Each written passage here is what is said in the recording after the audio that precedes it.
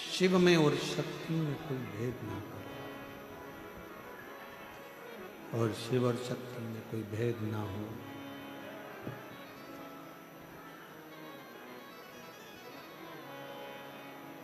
एक भृंगी और एक धर्मराज। भृंगी ने भेद कर दिया था शंकर और पार्वती में, तो पार्वती जी ने भृंगी को श्राप दे दिया था, तुम्हारे शरीर में जितना मांस है ये सब समाप्त हो जाए, केवल हड्डियों का ढांचा भृंगी रहे।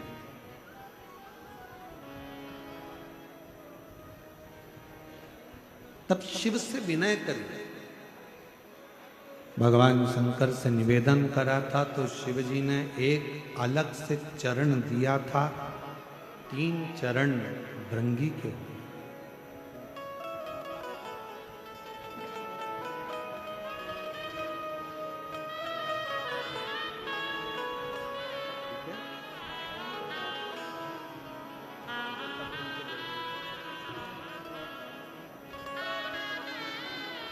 भैया कैंसर हो गया था मुंह का, और डॉक्टर ने पूरे शरीर का फैल चुका था, पर विश्वास करा और शिव की कृपा से पूर्ण तरह से स्वस्थ होकर पधारे। एक बार जोरदार ताली बजाकर साथ। शिव है,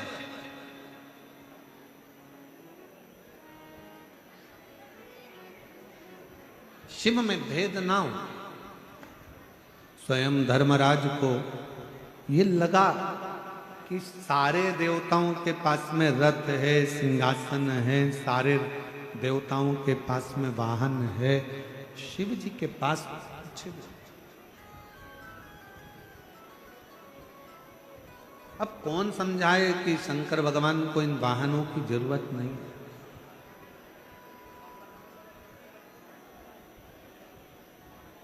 जिसको युद्ध लड़ना हो उनको रथ चाहिए, शंकर भगवान को कौन सा युद्ध लड़ना। लोग कहते हैं शंकर भगवान ने असुरों का संहार करा,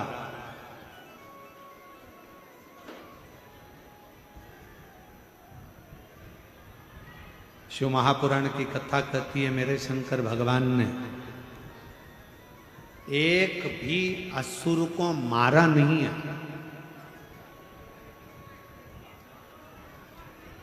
कथा में अगर कोई तुमसे कहे कि शंकर भगवान ने असुरों को मारा, तो आप कह देना महाराज शिव जी ने किसी असुर को नहीं मारा। जितने भी असुर शंकर जी के सामने आते थे, शंकर भगवान उन्हें मारते नहीं थे, उन्हें तारते थे। मेरा शिव मारता नहीं है, तारता, मोक्ष दे दे।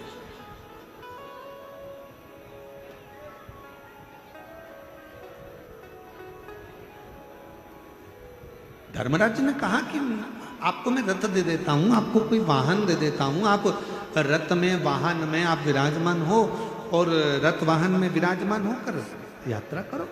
शिव जी नहीं, मुझे जरूरत नहीं है, मुझे नहीं चाहिए।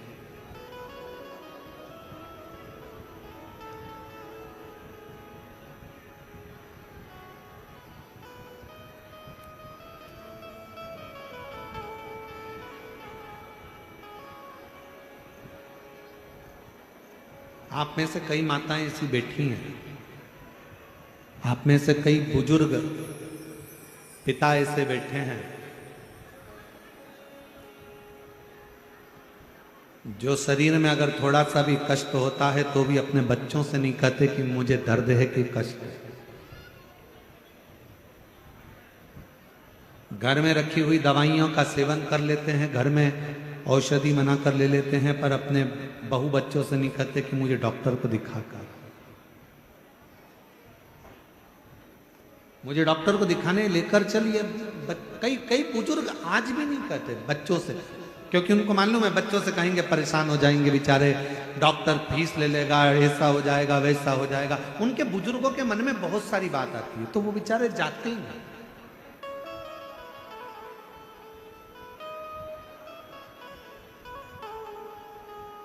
और मेरे वो घड़दानी, मेरे शंकर भगवान, मेरे त्रिकालदर्शी कैलाशी अविनाशी, मेरे शिव भी ऐसे ही है। उनको चाहिए क्या करूंगा इन वाहनों का, क्या करूंगा इन गाड़ियों का, क्या करूंगा इन बहुत सारे वाहनों का, नहीं चाहिए। आप ले जाओ, मुझे रथ भी नहीं चाहिए। धर्मराज को लगा कि भगवान शंकर के पास तो होना चाहिए, तो धर्मराज थोड़ा सा नाराज भी हुए कि मैं देने वाला, मैं दे रहा हूं, मैं दे रहा हूं और आप लेने को तैयार नहीं हो। तो धर्मराज को क्रोध आया और धर्मराज सीधे ब्रह्मा जी के पास पहुंच गए। ब्रह्मा जी ने पूछा, धर्मराज तुम यहां कैसे आए हो? क्या हो गया आज आपको, कैसे आना हुआ ये? धर्मराज जी कहने लगे, पिताजी ब्रह्मदेव, मन में एक बात है, मैं भगवान शंकर को वाहन देना चाहता हूं पर वो लेने को तैयार है। भगवान नारायण के पास वाहन है, ब्रह्मा जी आपके पास वाहन है, इंद्र के पास है, सारे देवताओं के पास, किसी के पास रथ है, किसी के पास वाहन है, किसी के पास कुछ है, किसी के पास कुछ है, पर यहां शंकर जी के पास कुछ भी नहीं। मैं देना चाहता। ब्रह्मा जी बोले, इस मामले में मैं नहीं बोल सकता। भगवान विष्णु के पास पहुंच गए, भगवान नारायण भी कुछ नहीं बोले, इंद्र के पास चले गए, इंद्र भी कुछ नहीं बोले। तब धर्मराज को लगा कि इनकी रुचि नहीं है।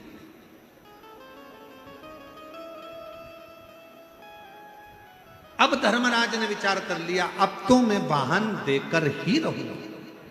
अब धर्मराज लग गए, एक एकांत में बैठकर तब साधना में लीन हो गए और भगवान शंकर के मंत्र का उच्चारण करने लगे। शिवाय शिव। किस लिए? मरकर कोई ऊपर जाता, न्याय करने वाले धर्मराज ही नहीं थे। जिसको जाना था बैकुंठ में वो पहुंच जाता नरक, और जिसको जाना था नरक में वो पहुंच जाता बैकुंठ। बड़ा उपद्रव मच रहा।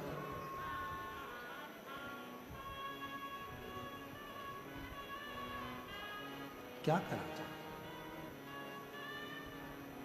जिसको बैकुंठ जाना है वो नरक जा रहा है, जिसको नरक जाना है वो बैकुंठ में जा रहा है।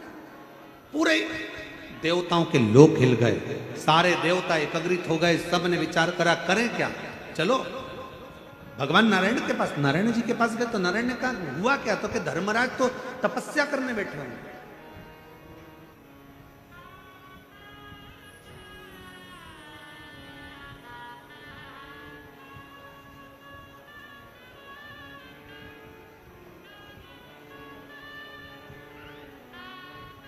अब नारायण ने कहा, अगर धर्मराज तपस्या करने बैठे हैं तो फिर होगा क्या? ब्रह्मा जी से पूछा, ब्रह्मदेव ने कहा तो उनकी तपस्या को तोड़ा जाए तो बात है। तो धर्मराज की तपस्या तोड़े कौन? कौन जाकर बोले कि भाई उठ जाओ? तो कहा, एक ही काम करो, भगवान शंकर से जाकर कहो कि धर्मराज की तपस्या को पूर्ण कर दो और दर्शन दे दो।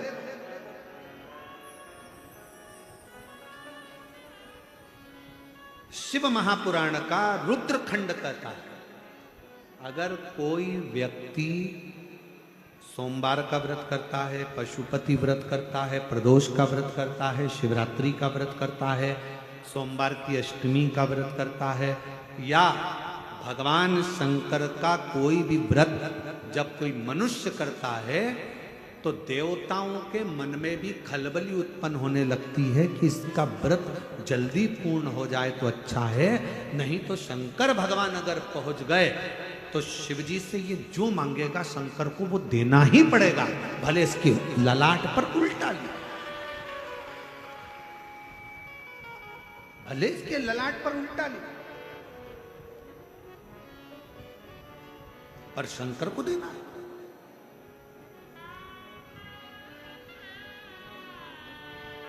एक पत्र है, अच्छा है।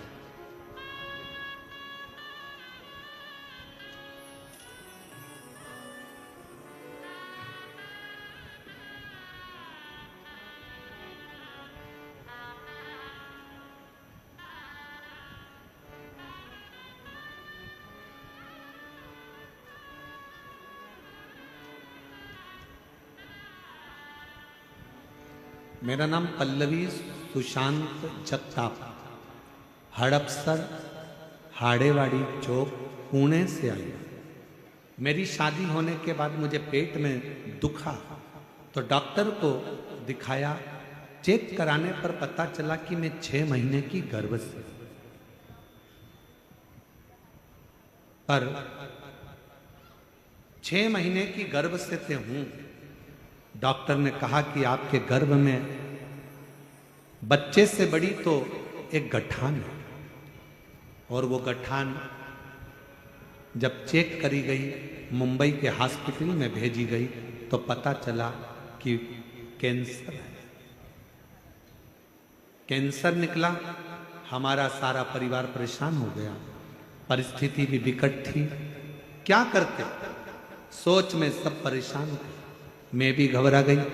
मेरी बहन और मेरी मां ने कहा कि तू पशुपतिनाथ का उपवास कर, भोलेनाथ सब कुछ अच्छा करेगा। अभी आपको कथा में कहा, आप अगर व्रत करते हो शंकर भगवान का तो देवताओं को चिंता लग जाती है। इसका व्रत सारे देवता जाके पूरा कर दो, वर दे दो, नहीं तो इसने कुछ मांग लिया। शंकर तो वो घरदानी है, जो मांगेगी वो देना ही पड़ेगा। पशुपतिनाथ का व्रत कर, तेरा भोलेनाथ सुनेगा, अच्छा करेगा। मैंने टीवी पर पंडित प्रदीप मिश्रा का प्रवचन सुना और ऐसा रोग बहुत जनों को अच्छा हुआ है। तू भी पशुपतिनाथ का उपवास कर, रुद्राक्ष का पानी पीती, बाबा को भजन करती, शिव महापुराण की कथा टीवी पर सुनती। और गुरुदेव दूसरी बार फिर पुनः कैंसर के हॉस्पिटल में जांच कराने के लिए गई तो वहां के डॉक्टर कहते हैं कि तुम्हारा कैंसर खत्म हो गया है, तुम्हारे शरीर में कैंसर नहीं है, तुम्हारा कैंसर खत्म हो गया, तुम्हारे कैंसर खत्म हो गया, तुम्हारे शरीर में कैंसर नहीं है। डॉक्टर भी आश्चर्य में पड़ गया कि ये कैसे हो सकता है। आज मैं बाबा को चाकरवाड़ी में प्रणाम करने के लिए आई हूं कि बाबा ने मेरे शरीर का पूरा कैंसर समाप्त करा है। मैं बाबा को प्रणाम करूं, कहीं बैठी हो तो आज एक शिव की भक्ति, जब हम व्रत करते हैं, साधना करते हैं, उपास करते हैं, तप करते हैं, शंकर भगवान का भजन करते हैं, यहां तक शिव पुराण की कथा कहती है। जब हम शिव महापुराण की कथा को चाहे आस्था चैनल पर सुने, फेसबुक यूट्यूब पर सुने, अपने घर पर बैठकर सुने, चाहे पंडाल में बैठकर कथा को सुने, जब हम एकाग्र चित्त से, एकाग्र मन से, एकाग्र ध्यान से शिव महापुराण की कथा का रसास्वादन करते हैं, तब देवताओं को खलबली होती है। और तुम खुद अंदाजा लगा लो, 7 दिन की कथा में आज की कथा का अंदाजा लगाना कि कितनी खलबली हुई है। क्योंकि वो भी चाहता है अगर इसने पूरी सुन ली ना तो इसकी झोली खाली नहीं रखना पड़ेगी, इसको देना पड़ेगा, उसको भी मालूम। तो उसने आज पूरी कथा में ऐसा ही करा है, आन दो, आन दो, आन दो, आन दो, आन दो, आन दो। इसलिए हमारे चाकरवाड़ी वाले दोनों महाराज इतने चतुर हैं, महादेव महाराज और नारायण महाराज, उनने दोनों भाइयों ने विचार कर लिया, एक नीचे बैठो एक ऊपर बैठो, कि कोई आता जाएगा तो निपटाते जाएंगे, बाजू में से सरकाते। विचार करें।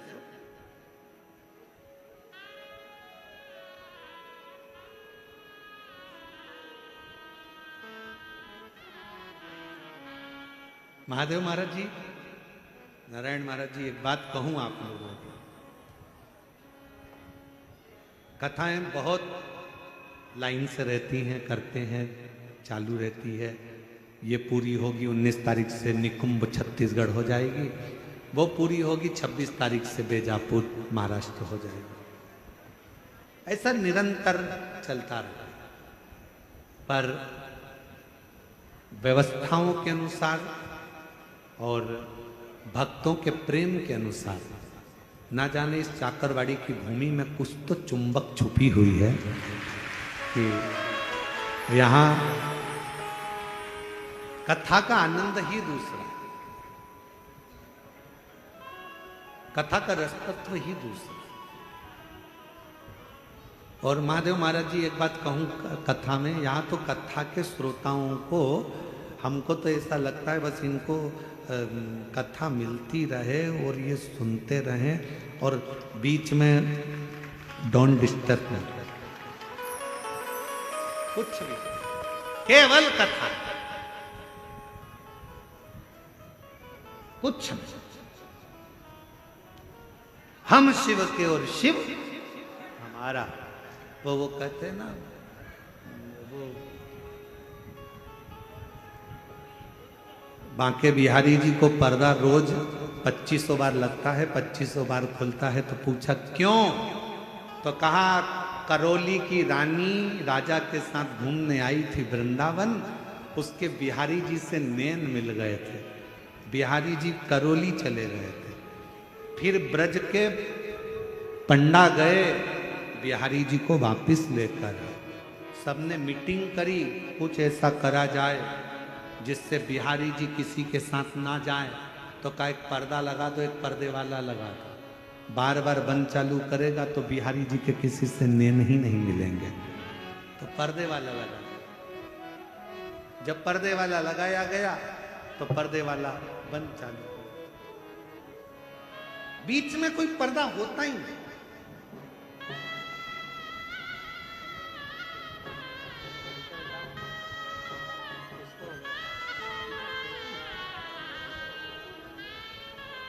पल्लवी को कैंसर हो गया था, डॉक्टर के हिसाब से पूरे शरीर में था, पर बाबा की कृपा से पूर्ण तरह से कैंसर से मुक्त हुई है। एक बार जोरदार था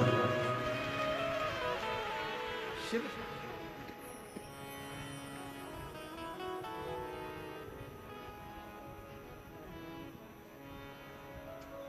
और हम कहेंगे हमारे शंकर भगवान में सबसे बड़ी एक ही बात है कि वो शिव भक्तों से नैन बहुत मिलाता है, शंकर से। इस भोले में एक खराबी सबसे नैन मिलाता है, सबके दुखड़े देख के बाबा खुद भी दुखी हो जाता है। इस भोले में एक खराबी सबसे नैन मिलाता है, सबके दुखड़े देख के बाबा खुद भी दुखी हो जाता है। इसलिए शिव कथा कहती है जब भक्त और भगवान का प्रसंग हो। आप जाना चाकरवाड़ी की इस पवित्र भूमि पर संत ज्ञानेश्वर माउली जी की समाधि पर कौन कौन गया है? हाथ उठाओ जरा। गए हो सब लोग? जाना समाधि पर जब आप पहुंचेंगे, वहां थोड़ी देर जब बैठेंगे और बैठकर जब अपने हाथ का स्पर्श उस समाधि की स्थली पर आपका होगा ना, आपको ऐसा लगेगा कि जैसे अपने सिर पर कोई शिव का एक दूत, अपने शंकर का रूप अपने सिर पर हाथ रखा।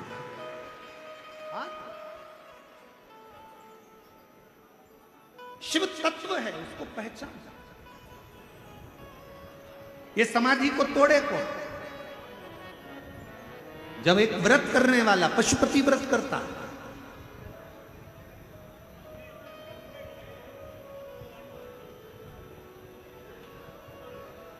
एक व्रत करने वाला जब भगवान का अविरल व्रत करता, हम पत्र ढूंढेंगे तो हो सकता है कि वो टाइम लगे। एक गोल इतना बड़ा एक कागज काट कर, एक पुष्टा काट कर किसी ने पत्र लिखा था, वो हमें ढूंढने में टाइम लगेगा। अगर जिसने लिखा था हमको उसका मालूम नहीं है, पर उसने अपने पत्र में लिखा था मैं इस गांव की रहने वाली हूं और हमारे गांव में जहां हम शंकर भगवान को जल चढ़ाते थे, शिवजी को पूजन करते थे, वहां के लोगों ने, वहां के महाराजों ने मंदिर में ताला जड़ दिया, अब हमको पूजन नहीं करने देते। हमारे गांव की कोई स्त्री, किसने लिखा था पत्र? वो हम कहीं बैठा हो, इतना गोल वाला है पत्र, आप ही ने लिखा था? हाँ, ऐसा गोल वाला पत्र है, दिखाओ जरा कैमरा वाला। गोल पत्र आपने ही लिखा था? साधुवाद है। एक बार जोरदार ताली बजाओ जिन्होंने इतनी हिम्मत तो करी लिखने। एक गोल पत्र था आपका जो भेजा था, उसमें आपने लिखा था हमारे गांव के मंदिर में ताला जड़ दो कि कोई महिला अंदर जाकर पूजन ही ना करे। हम लोग परेशान हो रहे हैं, पशुपति व्रत हमारे रह गए 2-2 3-3, अब हम कैसे करें? मेरी बहन से निवेदन